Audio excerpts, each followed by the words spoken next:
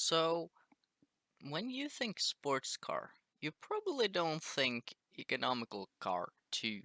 You probably think something with a big V8 that uses very many liters, not per kilometer, but per fucking minute. But what if you could marry extreme fuel efficiency with performance? I don't know, maybe you can't. Let's fucking see. Because I have a theory on how to cheese the system. I think it's called. Maybe I sound like a moron now. Um. So what we want to do is inline six, the fucking best inline six we can fucking get. Still 2020. Oh wait, we need to see if that lowers or yeah. And then we want a small inline six, like the smallest you can get. And then we want it to be very lightweight. Um, because what's going to happen in a second is that you will see here we have the engine efficiency. So for example, compression is good for engine efficiency. Though we're knocking, our engine efficiency went up. If we starve it of fuel, engine efficiency goes up. And we want this to be as high as possible. Now the easiest way to do this is actually with compressed gas. Look, we just automatically got a hell of a lot better. Less manifold size helps. This helps. This helps. But it's a slippery slope because 26 horsepower doesn't really like. Even if our car is 100 kilos, I don't think it's going to be very fast, particularly not with a torque curve like that. But I have noticed something. That if you take unleaded fuel, right, you get 26 engine efficiency, and nitrous, of course, gives you the lowest. Here we're only at 8. But I've noticed that BeamNG doesn't really understand this. So when it tells you how much fuel you're supposed to use, BeamNG doesn't understand that. I've made a car that was supposed to use like what was it, like 200 liters per 100 kilometers, because it had a nitrous, which lowered the engine efficiency just to fucking 0.1 or something, and then it would use the same amount of fuel in BeamNG as if it was just regular old unleaded fuel. So I'm gonna make the highest engine efficiency I can on just ultimate fuel, and then we're gonna switch it to nitrous and just get 3 times as much power and hope that that works out. So I've gotten the fuel economy down to 1.5, and it has a top speed of 200, which I mean, I think that would be good enough for a track. We're even gonna triple the power, so we could probably do more. And it has very good fuel economy, probably because of the gearing on the highway, because then you could just shove it into 7th and it'll just chug along at practically idle. So 1.5 liter, that's what we're going for per 100 kilometers. Because now we're gonna go nitrous, and instead of 34 horsepower, we're gonna have 80. So 84 horsepower, which is a lot more than we started with. And yes, now the gearing is all out of whack too. So now it's even better. But we kinda gotta balance it. Look at this. Could chug along at 1500 RPM, good. And now we're supposed to use 6.2. But don't tell BeamNG that. So here we have the results of the high efficiency COVID. 6.8 is the best it managed before it fucking died. Let's see how the others compare. Okay, so here we are with the wonderful, wonderful car. It looks shocked. because it's shocking how amazing it is. I don't know, I haven't tested it yet. And then since we have an inline 6 and this, well, it suddenly looked a little bit less like a Mercedes and a little bit more like a Lexus somehow. We have the JDM just extremely large final part of the exhaust because I had nothing better to do. But then let's see the fuel economy. Oh yeah. Which barely cracks, holy shit. This somehow seems a lot more athletic than the Covet, which is good because it's supposed to. And it instantly, okay, so if you haven't played around with this feature, you have the app for various things like fuel economy. And at the beginning, fuel economy is always very awful, right? Because when you've driven 1 meter and used 0.1 liter, if you're gonna drive 1,000 meters, then you're gonna use 100 liters. So we started out, the COVID started out with like 200 liters, and then it was down to like 10 liters per 100 kilometers. But we started at 1.2 and are now at 0.5 with the nitrous at 85 horsepower. Now I haven't tested the speed yet, but this seems like it's low-key going to be fast as fuck. And with this kind of gearing, like, wow. This is amazing. Now, I'm gonna drive all the way to the other end of the highway, which is gonna take a little bit of time, but this will also further, like, make sure that the number we're getting is legit, because I could just give up now and it would be 0.4, but it might be 0.3 in 5 minutes or something. So I can't wait to see what the final number will be. Also, I think I forgot to take away the rear wings, so it might be that I added downforce without realizing it. Which is drag, which means that this doesn't perform optimally. Ah, fuck. Here we are at the other end. And it seems like 0.3 liters per 100 kilometers is the best we can get. Okay, sorry, I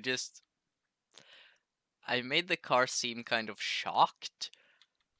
And now it's hurling at 110 kilometers per hour towards this immovable mountain fucking thing. And it's just afraid. It's just like, oh god, I'm gonna crash! Wah! And you know what? I feel like that's quite fair. Oh! Oh! Oh, oh god. Jeez. Okay. Okay. Yeah. 0.3 liters per 100 kilometers. That's really fucking good, though. Now, I also made a turbo version because, well, I wanted a little bit more power, so it has a bit more power. 79, 84, so that would be 13 more horsepower, which is still an increase of like roughly 1/8, 12.5% more power. Might help, might not, might just get terrible fuel economy. Who knows? Maybe it won't even ever build boost. That would actually be hilarious if I gave it a turbo that never did anything. That actually subtracted from the horsepower, because now the intake, instead of being 0 bar as it would be if there were no turbo, is at -2 bar. Alright, I'm fairly certain that's how it works. But as you can see right off the bat, we get good fuel economy. And I think that in a drag race, this turbo would really help. The turbo also manages a whoopsie daisy 0.3 liters out of 100 kilometers. And it also manages to be just as shocked at what's about to happen. So, more horsepower, same fuel economy? Sounds fairly good to me. So I'll be comparing my cars to both a sports car and an economy car. This is the sports car I chose. I definitely know the name of this since I've played this game for over 700 hours. I definitely know that it's called a Hirochi SBR4. And this is the Titties 2 manual version. And it gets a fuel economy of fuck. It deleted itself. It was 7.1. 7.1 liters per 100 kilometers. Oh, there we go. There we have it, 7.1 liters per 100 kilometers. Which is bad. But it does have 450 horsepower, so it kind of makes sense, though. Right? So let's see about performance, because this can't do the fuel economy part, but can the fuel efficient cars do the performance part? So first, let's do a drag race against the Hirochi SB4 Titties 2.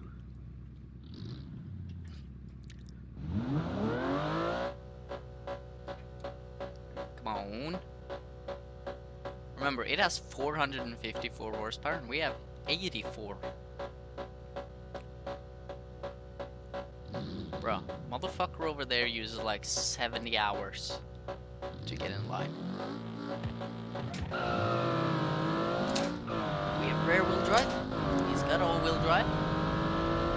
But we're actually winning! We're actually winning! 11.6! You're fucking with me! You're fucking with...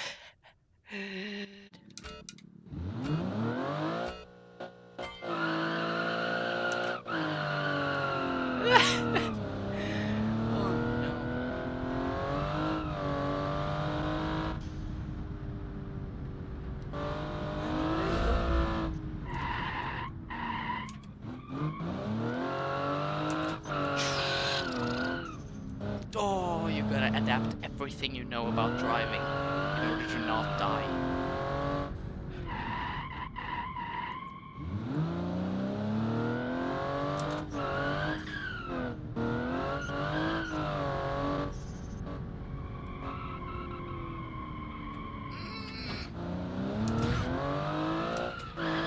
I lost the wheel.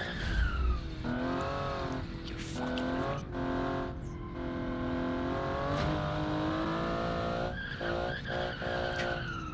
Oh, fuck.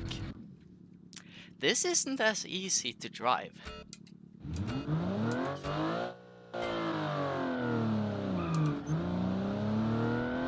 There we go.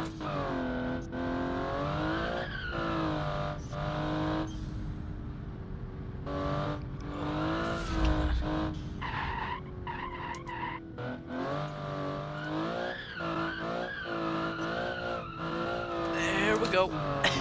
I almost know what the fuck I'm doing. Ah, all our downforce is gone. Oh no. We have no downforce now.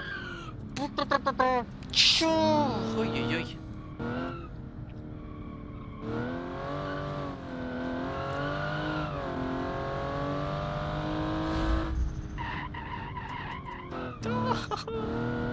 The brakes are awful. I should really detune them. I put them to 150% brake pressure because I figured they wouldn't be shit. And fucking race pad type. Yeah, maybe that was a little bit too much.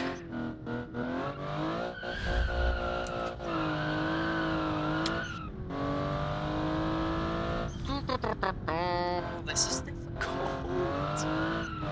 Oh, I fear for my life. I fear for my life. Oh my fucking god.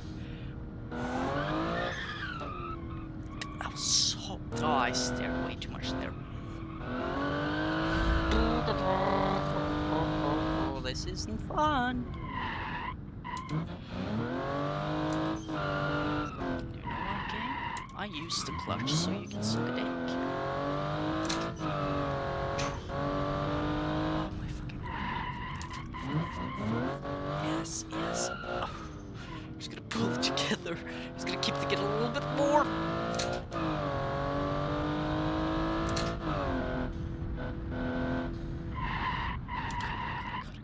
Oh no. Oh fuck. Oh, it might actually be slightly faster than the other one. 12, 13! Was that slightly faster? I forgot to shift. Oh, yes it was! Ah, only took 3 tries.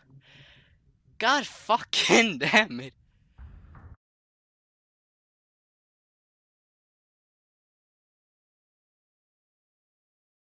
I hope you enjoyed this. It's actually wacky to me, like how fucking good this car Lowkey is. Okay, so I want to see what car the naturally aspirated one can be compared to. And I found out that actually a Buckarel Bastion, a street-tuned one with 660 horsepower, is really damn close. There we go.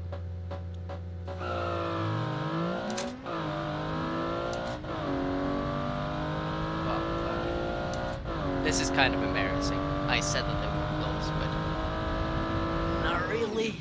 As you can see, 0.3 seconds.